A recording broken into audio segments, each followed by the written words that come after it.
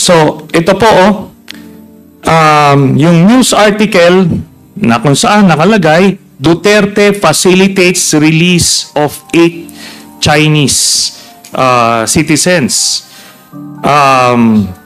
Alam niyo po itong news article na to sa Philstar, nung naging presidente si Duterte a few months into his administration, tinanggal nila ito sa kanilang website. Hindi ma-access ito. We were fortunate na na-download namin ito at eventually nahanap namin sa archive. Pinatanggal nila ito para ma-explain kung saan na napunta. Kaya ito, release. Ito po yan, ano? Babasahin ko lang yung first few paragraphs. 8 of 10 Chinese nationals arrested January 10, a day after the Shabu laboratory afternoon, were released thanks to Mayor Rodrigo Duterte who facilitated their release. Ang sabi ni Duterte, ang reason niya, it's in the spirit of the Chinese New Year and for humanitarian reasons that I am seeking their release. Yun. Ganun po ang pinilabas niya. Mr. Chair. So just to reiterate habang sineset up, Mr. Chairman, tinanong si Mr. Las Cañas kung sino yung mga drug lords na kakilala niya, nakikita niya doon sa company ni Duterte when he was still mayor. Ando doon po, minention niya si Michael Yang, Charlie Tan, Sammy Uy, at yun nga, si Pulong Duterte. At aside pa doon, minention niya itong si Wilkins Villanueva at si Bato de la Rosa. Mamaya, i-elaborate niya kung bakit yon. At maintindihan natin kung bakit evasive itong si Wilkins Villanueva kanina nung sumasagot. Sir, mula po meron po ba mga information na gusto po kayo idagdag na wala po dun sa affidavit ko po na una nyo na pong na-share sa atin? For example po, after you left the so-called Davao Death Squad, sir, meron po ba kayong parang updates on how the police, in-implement yung drug war, specifically yung cash flow ng money, kasi di ba may mga nabanggit pong ganun na para may pera pong involved, meron pong nakukuhang parang reward yung mga police natin when may nagawa po silang mga ganitong crimes. Meron po ba kayong naisagdag, sir? Okay, so I think sa pre-trial ito na banggit ko ito sa isang handwritten testimony ko na sinabmit ko sa nila na during the 2004 December 31 raid dito sa Davao Cebu Laboratory sa Dumoy Torel, dito pinatry nila ni Colonel Wilkins Villanueva yung 6 na mga workers ng Davao Cebu Laboratory as instructed, ordered by Mayor Rodrigo Duterte at the time, at binigay ni Mayor Duterte kay Wilkins Villanueva yung isang napakalaking box ng Marlboro box, puno ito ng mga US dollar currencies. At binigyan pa siya ni Mayor Duterte ng additional 5 million peso para ibigay sa akin ang additional 11 Chinese nationals na workers sa Davao Cebu Laboratory at chemists. At dito dinala ko sila sa Laod Quarry at nakuha ko sa kanilang posisyon nung hinanap ko ang mga dokumento nila, kasama nila si Alan C. Kasi si Alan C. marunong na magsalita ng broken Tagalog at broken English. Kaya tinanong ko sa kanya kung saan ang mga passport ng kanyang mga kasama. Sabi ng mga kanyang kasama na nasa posisyon ito ni Michael Yang at the time. At maliban dito, nakakuha ako ng 6 na mga small cellphone, Nokia, sa kanilang mga brick. At pinilit ako ni Mayor na itong over talaga ito kay SPO Sunny Benaventura yung araw na yun, after the New Year. Kaya sabi niya, ipaforensic exam daw niya, pero wala. Hindi po totoo yan. Pinapapatay niya sa grupo namin ni Spilpo Bin Laud yung 11 Chinese workers in chemist ng Davao Cebu Laboratory at ng Barangay Obrero Shabu Laboratory para pagtakpan ang identity ni Michael Yang, Sammy Oy at Charlie Tan at, of course, si Mayor Rodrigo Roa Duterte na yun ang pinaka-lord ng lahat ng drug lords na ito. Dito, Mr. Chairman, dito natin makikita yung sagot dun sa mga tinatanong ng ating mga members kung ano nangyari dun sa 11 na aresto. So kanina hindi malocate ni Director Wilkins Villanueva kung tinurn over nga daw ba sa Bureau of Immigration yung 11. Pero na-mention niya, and as observed by Congressman Adjong, na-mention niya dito si SPO4 Val Carillo na-mention din ni Congressman Acop na nandoon sa log na sila ay pumunta ron sa apartments na yon kung saan kinuha. Pero hindi po tinurn over sa Bureau of Immigration kung hindi diniretso kay Las Cañas. At doon sa affidavit ni Las Cañas, and the committee has been furnished yung affidavit ni Arturo Las Cañas na sinubmit sa International Criminal Court, na detalye niya doon na nag-offer si Alan C. sa kanya ng I think it's 50 million pesos para i-spare yung buhay niya at yung mga chemists na ilan. Ngayon, ni-report niya ito kay Duterte pero binigyan siya ng instructions na patayin lahat at siya na raw ang bahala magbigay sa kanila ng corresponding reward. So, siya mismo ang kumalabit ng gatilyo, 11 yung pinatay niya. Tandang-tanda niya yun. One thing about Mr. Las Cañas, meron siyang photographic memory. It's just unfortunate na hindi natin siya ma-access ngayon dahil siya at sila Edgar Matubato ay nasa ICC Witness Protection Program na. Ngayon, dito, ang sinabi niya rito na itong si Wilkins Villanueva ay pagkahuli nila nung 11, pina-turn over sa kanya. Tapos ngayon, di ba ang nakalagay ngayon dun sa records ng Bureau of Immigration, meron supposed to be na detain. Ngayon, ano ang ginawa nila Duterte? Paano nila na-clear yung mga nakadetain na yon? Andirito po yan sa next slide.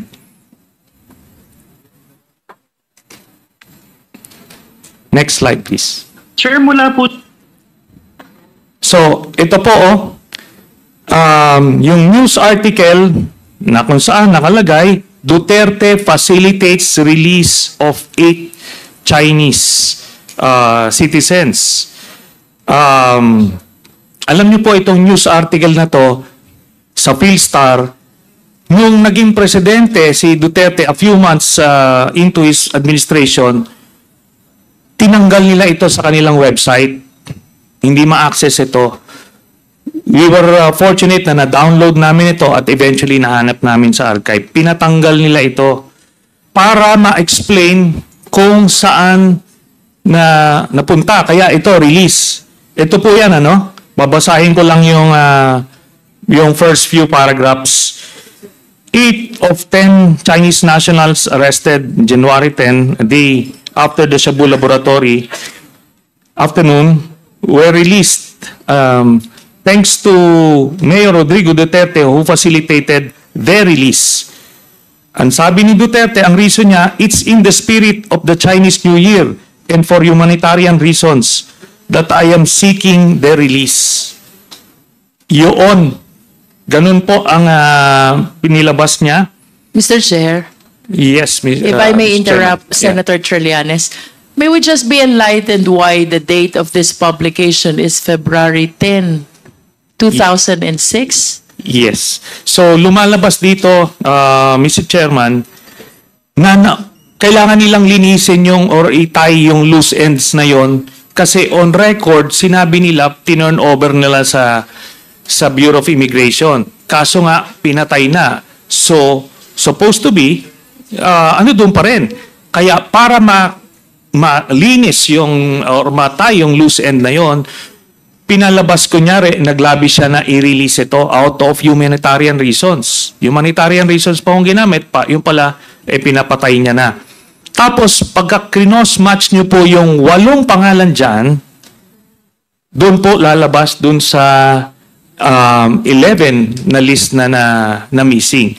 Pero dito, nagkabuhol-bahul na sila ng numero dahil technically sa listahan ng Bureau of Immigration, meron pang 3. Kasi ang dineclare nila 11, tapos ang nakasulat nga sa logbook 13. Nagkabuhol-buhol na eh.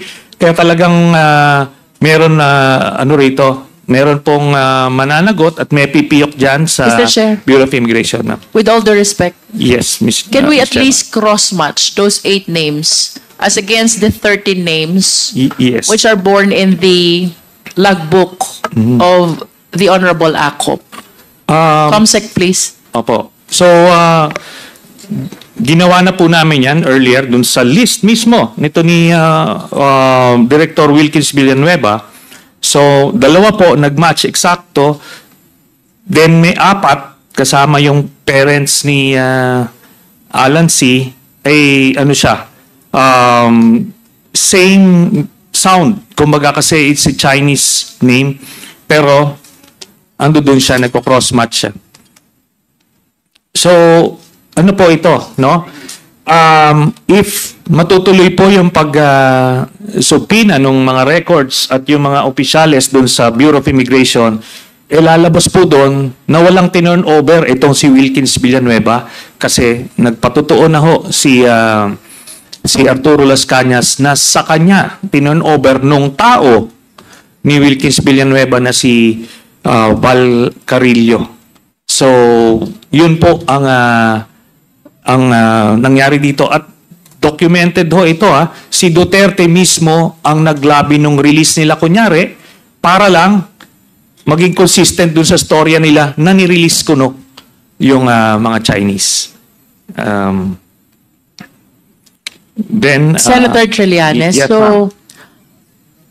what you want to tell us is these Chinese nationals were released sometime after New Year, but the publication was made on February of 2006. Ganito po, as related by Arturo Las Cañas, nagkaroon ng initial raid dun sa Shabu Laboratory, 6 patay. Then nag-follow up raid sila dun sa apartments, may nakuha silang 11. Tapos on that same night, tinurn over na kina Las Cañas at binigyan siya ng instructions to kill them all. Bakit? Kasi natatakot siya na mag-spill the beans. Kasi nga, nagbo-volunteer na itong si Alan C., binabribe na siya ng 50 million na sasabihin niya kung saan. At in fact, inamin niya na doon kaninang interview na yung mga passports nila ay hawak ni Michael Yang. Tapos sinumbong ito ni Las Cañas kay Duterte, lalo nang na-alarma siya at kailangan niyang mawala yung mga loose ends na yan, kaya pinapatay niya. That same night, Mr. Chairman. Pero, nakasulat dun sa kanilang alibay, tinurn over nila sa Bureau of Immigration. Kaya they needed to come up with another story na pinarelease nila eventually February na. Pero, wala na sila by then, Mr. Chairman. Senator, can we double check if the date that is indicated is really February 2006, Comsec? Yes. Medyo it's quite hard It's February. It's February, ma'am. February 10. 2006. February 10, no. February 10 of 2005. 2000 That's the date of the publication. 2005, Mr. Chairman. Na-mention po ba dun sa publication yung actual date ng release in the spirit of New Year? Ito po, Davao City. 8 of 10 Chinese nationals arrested last January 1, a day after a Shabu laboratory was busted here, were freed last Tuesday afternoon. thanks to Mayor Rodrigo Duterte who facilitated their release. Then, ang sabi niya, it is in the spirit of the Chinese New Year and for humanitarian reasons that I am seeking their release. So yun po ang ginamit. Did it indicate the actual date of release? That's Tuesday kung i-check natin sa calendar itong February 10, First week of 2005. February. Yes, thereabouts yun. Yun yung claim ng press release. Yes. But ako, based dun sa testimony at sa interview ni Mr. Las Cañas at dun sa cross-matching nung names, ito yung mga pinatay nila. Kaso nga, kagaya nga nung hindi sinasabi nung taga Bureau of Immigration, hindi niya alam about the 11. He's not ready to admit na tinurn over sa amin yan. Kasi alam niyang wala dahil pinapatay na nila. So yun yung nangyari dito, Mr. Chairman. Ito, sabi niya ni Duterte, unang-una, what business does a mayor have to intervene dyan sa release na yan? Meron siyang personal interest because these people, wala na nga no? Sabi niya, they have nothing to do with illegal drugs. The only mistake of some of them was that they may have violated immigration laws in connection with their stay here. Regardless, it should have been the problem already of the Bureau of Immigration. But he had to intervene because wala na patay na Kailangan na nilang tanggal sa books. Papalabasin nila na release consistent with the story now, the lie for that matter, ni Wilkins Villanueva, Mr. Chairman. So, dito, ito na nga, yung mga names nandito sa article, krinos-match namin dun sa sinabi nila. Nagmamatch po, kaya hindi na po yan makikita, yung mga yan. Pero gusto nilang palabasin dito, na-release sila. Pero ngayon, I don't know kung paano mamimilipit yung Bureau of Immigration dito, those who handle this case.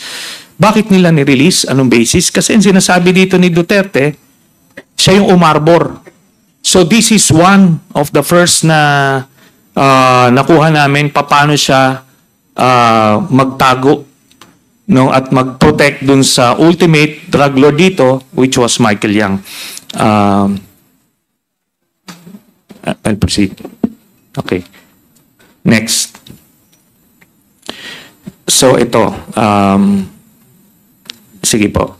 Sir, nabanggit niyo po na may laboratory, Shabu Laboratory ata sabi niyo po itong si dating Pangulong Rodrigo Duterte.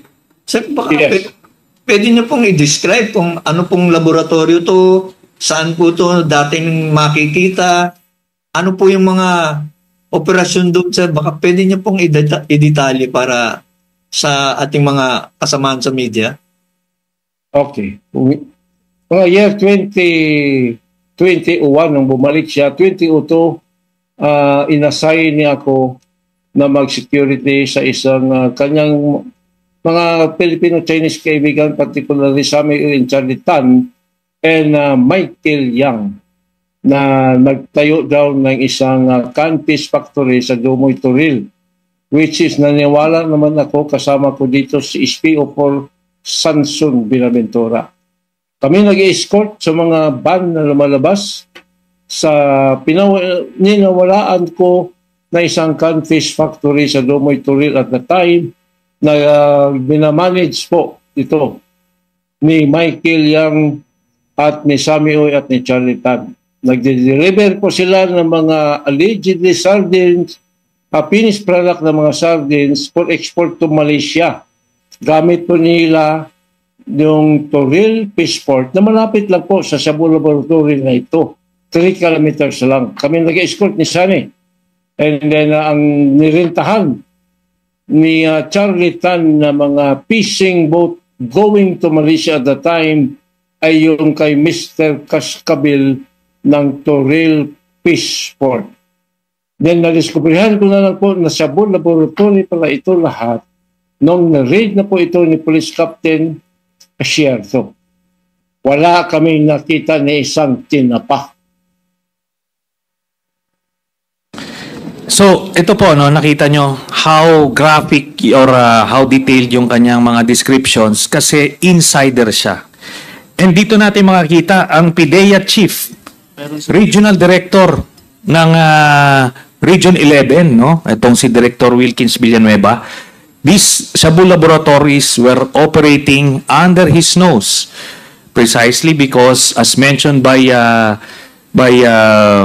Mr. Las Cañas, ay kasabwat itong si Wilkins Villanueva, and just like yung paano ginawa kay Garma, prinomote, paano ginawa dun sa taga-LTO, prinomote, ito pong si Wilkins Villanueva, ginawang PIDEA Chief to make sure na protektado yung kanyang kartel. Kaya nga hanggang ngayon, hindi niya masabi na si Michael Yang ay nasa PIDEA narcolist kahit na itong kanyang mista na si Colonel Asierto ay nag-submit na ng report as early as 2016, 2017 sa iba't ibang ahensya. At nabalita na yon, yung Michael Yang na yan,